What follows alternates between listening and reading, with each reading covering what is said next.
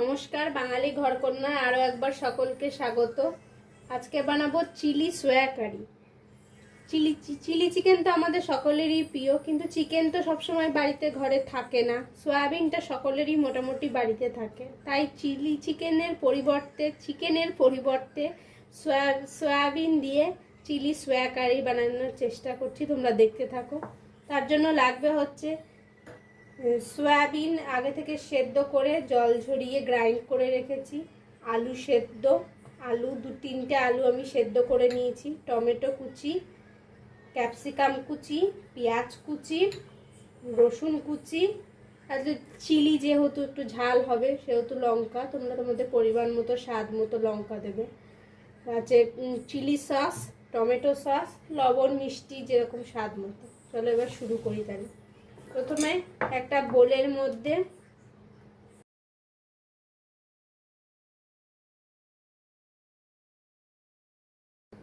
আমি একটা বোল নিয়ে নিয়েছি। বোলের মধ্যে গ্রাইন্ড করা যে সোয়াটা সেটা আমি নিয়ে নিলাম। সয়াবিনটা আগে থেকে গরম জলে ভিজিয়ে আমি মিক্সিতে একটু গ্রাইন্ড করে নিয়েছি। তার মধ্যে দিলাম আলু সিদ্ধ, 3টে আলু সেদ্ধ করে রেখেছিলাম, সেটা দিলাম।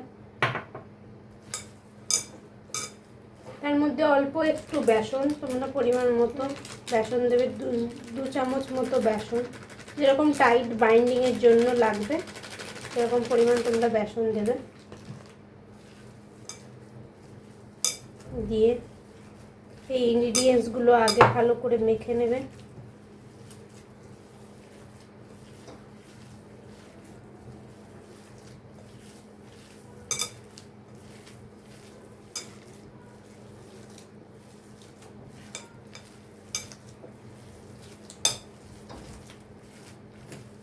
এবারে এর মধ্যে পরিমাণ মতো লবণ,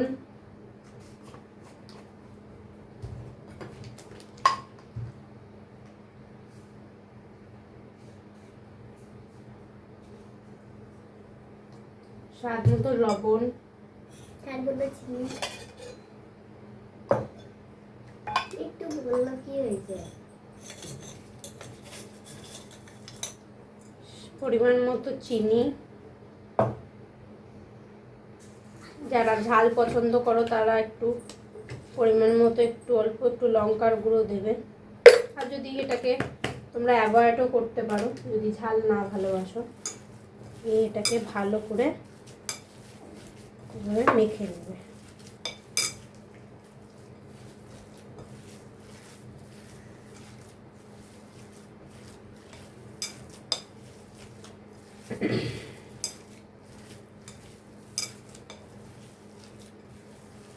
মেখে নিয়ে এটাকে এরকম পরিমাণে নেবে, নিয়ে এরকম হাতে এরকম গোল করবে,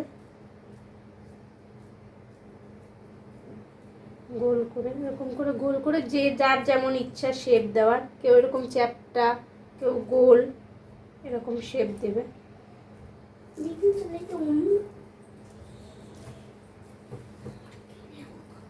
এরকম গোল যার যেরকম ইচ্ছা শেপ দেওয়ার। আমি এরকম একটু চ্যাপ্টা শেপ দিলাম।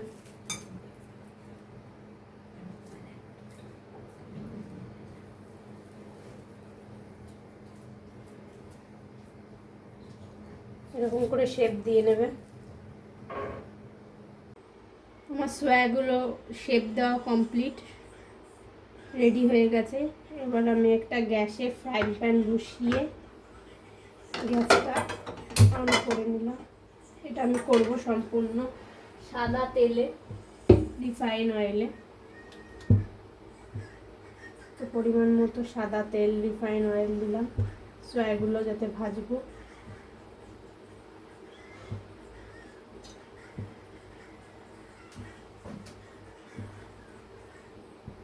তেলটা এবার গরম হোক।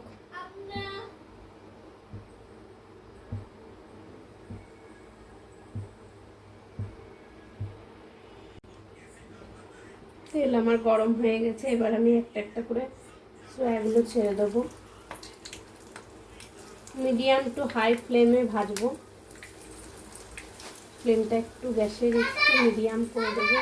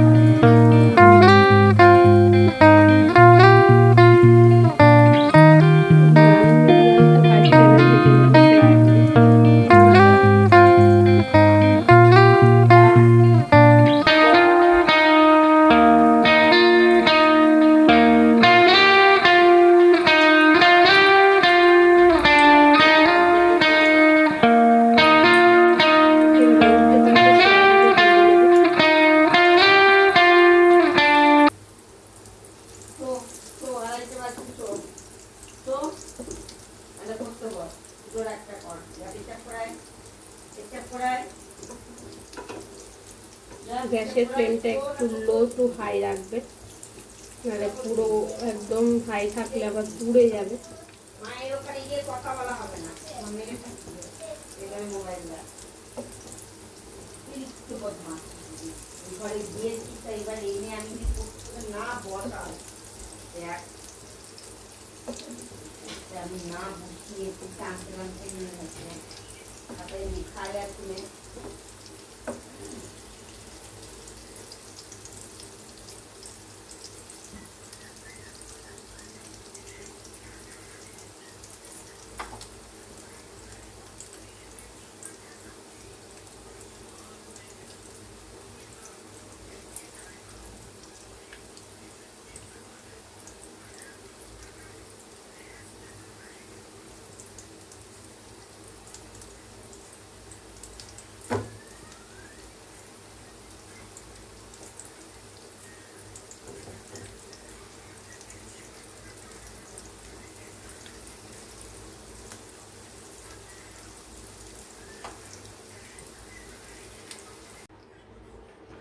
আমার সব সোয়াগুলো ভাজা কমপ্লিট, রেডি।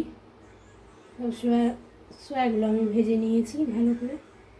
এবার ওই তেলের মধ্যে আমি দেবো একটু সামান্য চিনি দিলে শুনেছি যে রান্নার কালারটা খুব ভালো আসে।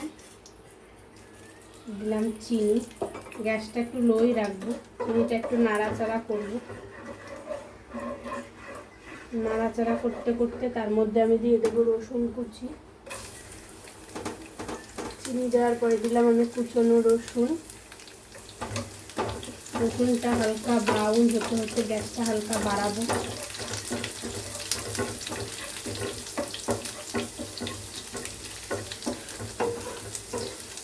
রসুনটা হালকা ভাজবো ভালো করে ব্রাউন করে।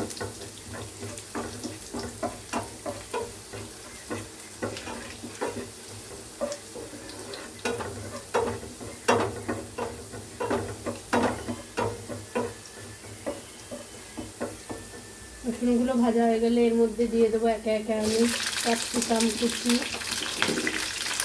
পেঁয়াজ কুচি, কিউব করে কাটা সব, কিউব করে কাটা ক্যাপসিকাম, কিউব করে কাটা পেঁয়াজ, কিউব করে কাটা টমেটো এবং লঙ্কাটা নিজেদের পরিমাণ মতো স্বাদ অনুযায়ী দিতে হবে। ভালোভাবে এটাকে আমি নাড়বো।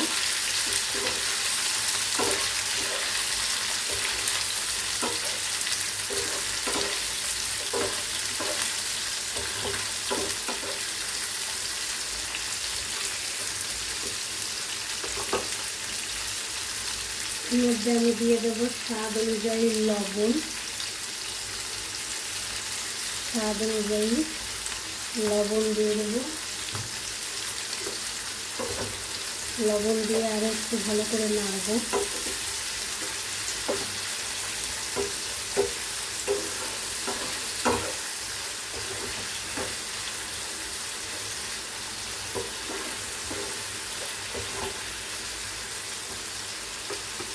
নাড়ার পরে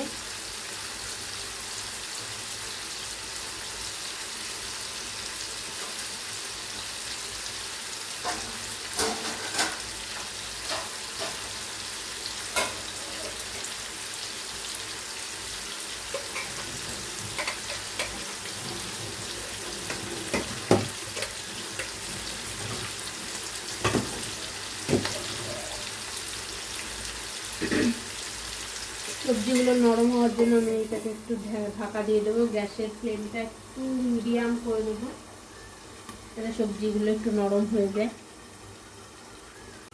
এবার ঢাকাটা খুলে দেখি, আশা করি সবজিগুলো হাফ বয়েল হয়ে গেছে।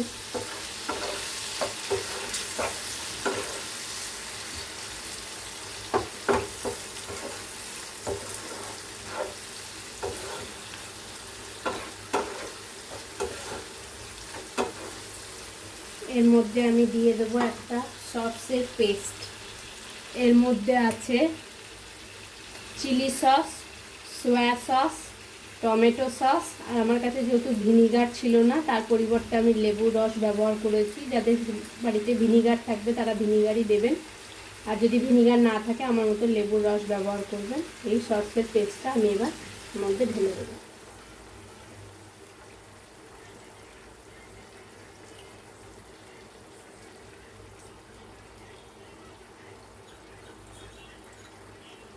মা ঠাকুমাদের কাছে শুনেছি যে বাটি ধোয়া জল দিলে নাকি রান্নার স্বাদ খুব ভালো হয়, তাই আমার যেটুকু সস লেগেছিল আমি ধুয়ে দিয়ে দিলাম। তো এটাকে ভালো করে নাড়াবো, গ্যাসের ফ্লেমটাকে হাই করে দেবো। হাই করে দিয়ে এটাকে ভালোভাবে নাড়াবো।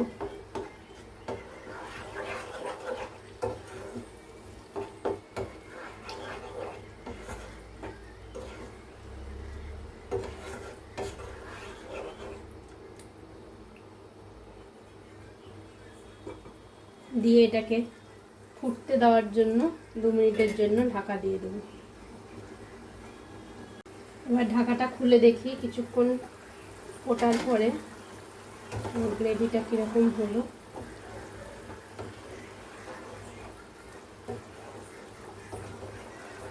গ্রেভিটা প্রায় অনেকটাই গাঢ় হয়ে এসেছে কিছুক্ষণ ফোটার পরে। এবার আমি একে একে সয়া বলসগুলো অ্যাড করে দেবো।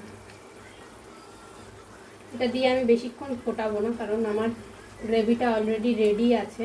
শুধু জাস্ট বলগুলো অ্যাড করে আমি ঢাকা দিয়ে দেবো।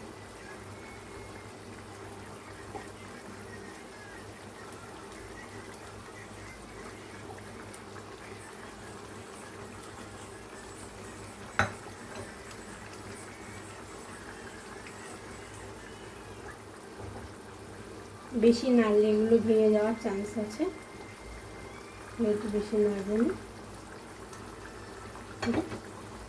গ্যাস অফ করে